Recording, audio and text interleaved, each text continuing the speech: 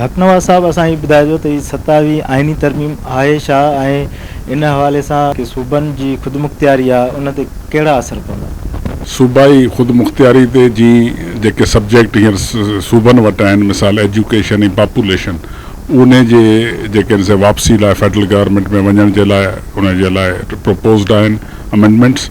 ऐं ॿियो जेको आहे सूबाई ख़ुदि मुख़्तियारी ते जेके NFC अवॉर्ड में जेको उन्हनि जो शेयर आहे उन लाइ उन में जेको आहे सो जेको उन जो के घटाए सूबनि जो शेयर ऐं फेडरेशन जो शेयर वधाईंदा। अपेरेंटली जेके असांजी ॻाल्हियूं ॿुधण में अचनि थियूं उहे आहिनि सूबाई ख़ुदि मुख़्तियारी ते जेके कदकनि लॻंदियूं। उन खां अलावा जेको आर्मी चीफ आहे, चीफ जेको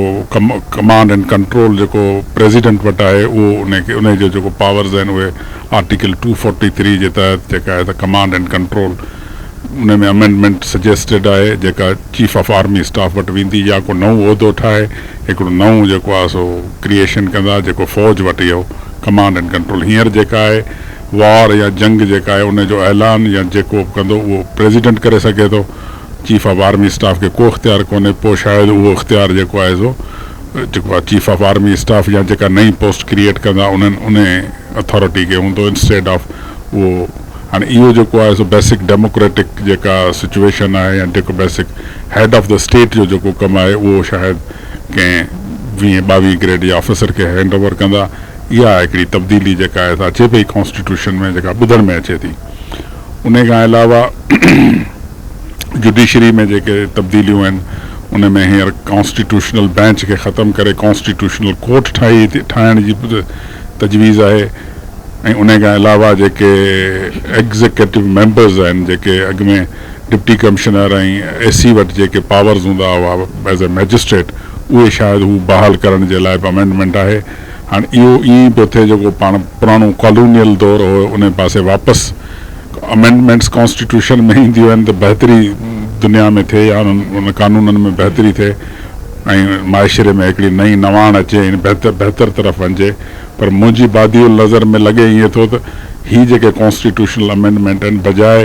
हिन मुल्क खे अॻिते वठी वञण जे पोइते जेको आहे सो कॉलोनियल दौर में जंहिंमें जॾहिं ब्रिटिश राज हो हिते उन में डिप्टी कमिश्नर ऐं ACs खे पावर ॾेई मैजिस्ट्रियल पावर ॾेई उन्हनि खां उन्हनि जे थ्रू हिकिड़ो सप्रेस सोसाइटी खे कयो पियो वियो, उहे वरी बहाल पिया थियनि। सो ऑटोमेटिकली जेको डेमोक्रेटिक प्रोसेस आहे या डेमोक्रेटिक कंट्री हुई उन खे रिवर्स करे वापसि जेको आहे सो कॉलोनियल स्टाइल में ऐं बादशाह जी तरफ़ वठियो धिकिलियुनि पिया आहिनि 27वीं तरमीम में।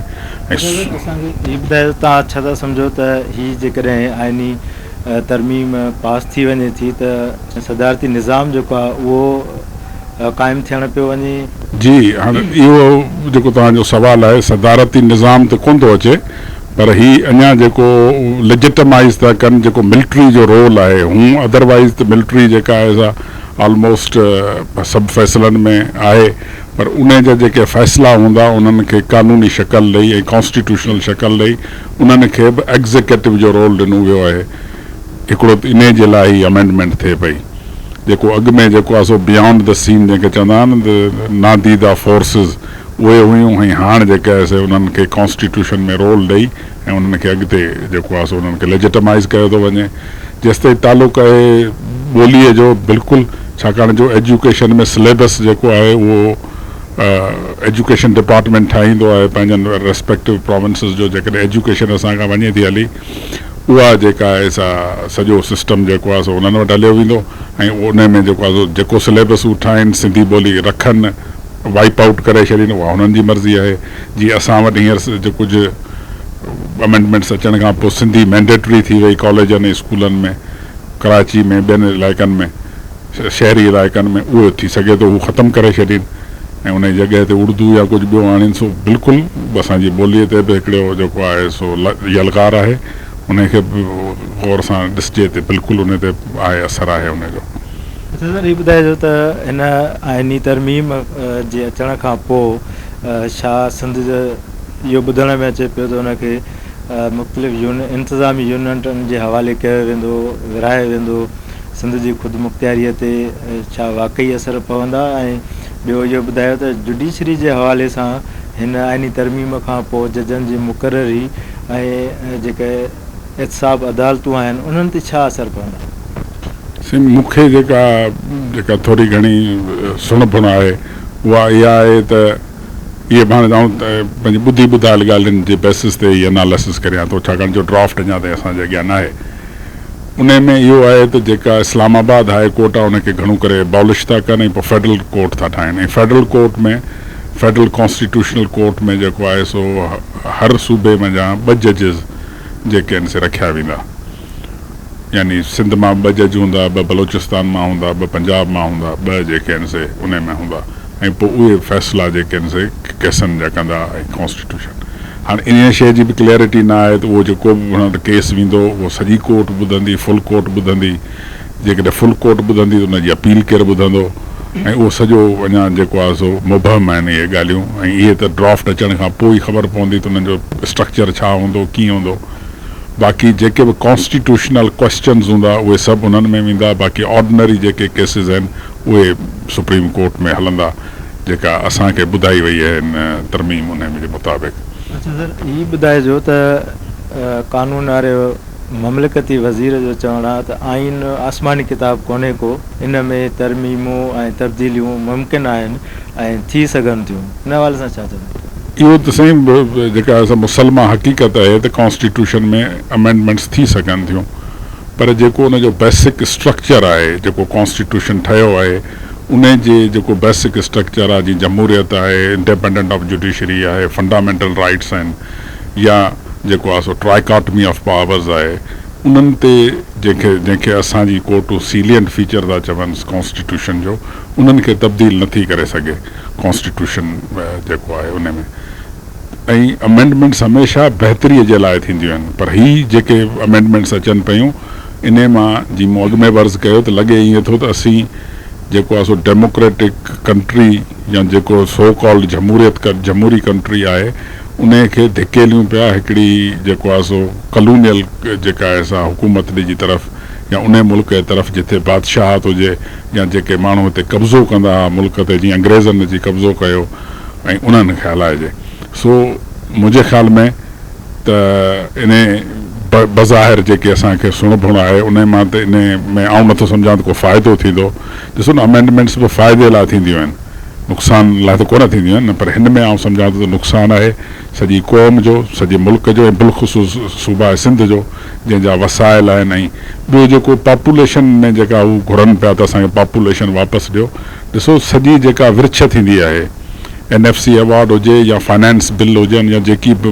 अमाउंट्स आहिनि, उहे बुनियाद उनजो जेको रखियलु आहे उहो रखियलु आहे आबादी जी बुनियाद ते। हाणे आबादी में जेका फैक्ट्स एंड फिगर्स हू लिखंदा उन मुताबिक़ जेका आहे सा वंड विर्छ थींदी हिते जे रिसोर्सिस जी। हाणे असांजी जेका अॻु में उन आबादी पॉपुलेशन खे हर सूबो पंहिंजे पंहिंजे आबादियुनि जा अंग खर ॾींदो हो ऐं उन जे बेसिस ते जेको आहे सो NFC अवॉर्ड विरहाए पोइ। हाणे उहो जेकॾहिं फेडरल गवर्नमेंट विझाईंदी, ऐं जीअं अॻु में बि असां तारीख़ में ॾिठो आहे त असांजी जेका आहे सा पॉपुलेशन हू काउंट ई कोन कंदा हुआ, त उन जो हिकिड़ो जेको आहे सो फॉर रीचिंग कॉन्सिक्वेंसिस आहिनि सिंध सूबे ते ऐं सिंध जे जेके माली वसाइल आहिनि उन्हनि ते। ऐं इहो आउं सम्झां थो तमामु वॾी जेका आहे सा नाइंसाफ़ी थींदी, बिलख़ुसूस सूबा सिंध से जेको 70% जेको आहे सो गैस ऐं ॿियनि में कॉन्ट्रीब्यूट करे थो उते। इन हवाले सां छा चवंदो त सिर्फ़ु आइनी तरमीमूं पास करण सां ई मुल्क जा मसइला थींदा, या जेकी माज़ीअ में पास थियल आहिनि उन्हनि ते ई कमु कोन थियो? अर्ज़ु इहो आहे साईं त तव्हां ॾिठो हूंदो त जेको डेमोक्रेटिक प्रोसेस हूंदो आहे, कंसल्टेशन जो प्रोसेस हूंदो आहे, ऐं माण्हुनि जी इंगेजमेंट जो प्रोसेस हूंदो आहे कंहिं बि आइनी तरमीम में, ऐं जेका माशरे जी बहितरी लाइ हूंदो आहे। तव्हांखे यादि हूंदो त जॾहिं 18वीं तरमीम आई पई त कोई 18 महीननि ताईं उन ते डिबेट हलियो आहे, उनखे पब्लिक कयो वियो, उनजो ड्राफ्ट खे आवाम में विरायो वियो, बार काउंसिल्स में ॾिनो वियो त बाबा तव्हां इन ते पंहिंजो इनपुट ॾियो। एतिरे क़दुरु जो जॾहिं उन कमेटी में जेके माण्हू वेठल हुया जेके उन्हनि खे ॾिसनि पिया, उन्हनि आख़िर में उन ड्राफ्ट खे GHQ ॾे बि मोकिलियो त बाबा ईअं न थिए त असीं सॼी एक्सरसाइज़ करण खां पोइ सभु कुझु कयूं ऐं पोइ धड़ियुनि खे उहो क़बूल ई न हुजे। त उन्हनि खे बि मोकिलियूं, पोइ उन्हनि बि जेको आहे त उन में हिकिड़ी ॿ तब्दीली जेका आहे सजेशन करे उहो साॻियो वापसि मोकिलियूं। चवण जो मक़सदु इहो आहे त उहो हिकिड़े कंसल्टेशन प्रोसेस जो हिकिड़ो नतीजो हुयो जेका 18वीं तरमीम हुई। हिन वक़्तु तव्हां पोइ 18 खां पोइ 19 थी, 19 खां पोइ 20 थी, 20 खां पोइ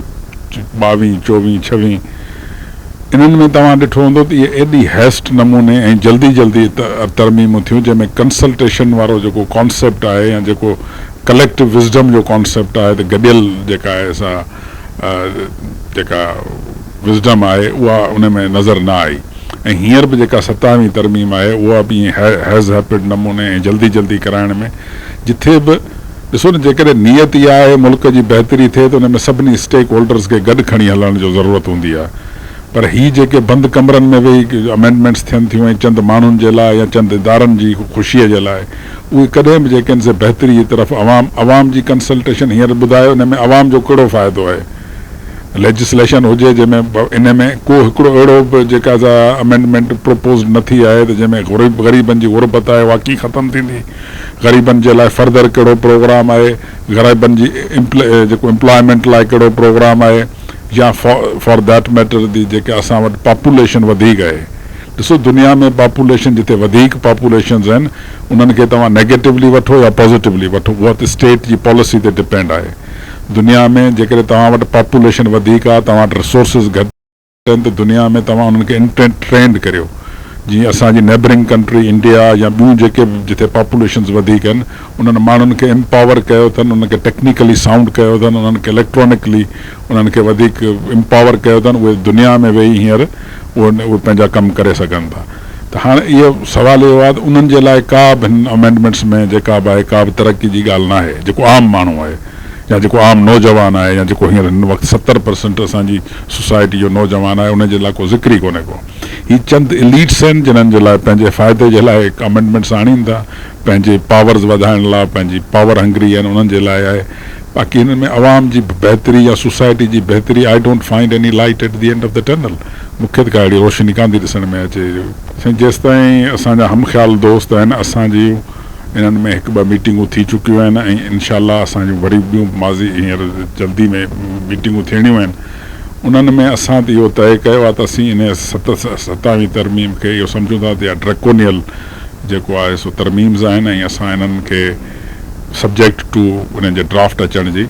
असीं इन्हनि जी बिल्कुलु सख़्ती सां जेको आहे मुखालफ़त कंदासूं ऐं जंहिं हद ताईं असांखे वञिणो पियो असीं इन खे रोकण जी कोशिशि कंदासूं, न सिर्फ़ु क़ानूनी तरीक़नि सां बल्कि जेकॾहिं असांखे रोड ते ऐं रस्तनि ते एहतजाज बि करिणो पियो पंहिंजे माण्हुनि लाइ, पंहिंजी धरतीअ लाइ, पंहिंजनि मारूड़नि लाइ, बिल्कुलु असीं उन में पंहिंजो हरावल दस्ते जो किरदारु अदा कंदासूं ऐं बिल्कुलु आख़िरी दम ताईं असीं पंहिंजे माण्हुनि जे हक़नि जे हासिलात लाइ विढ़ंदा रहंदासूं।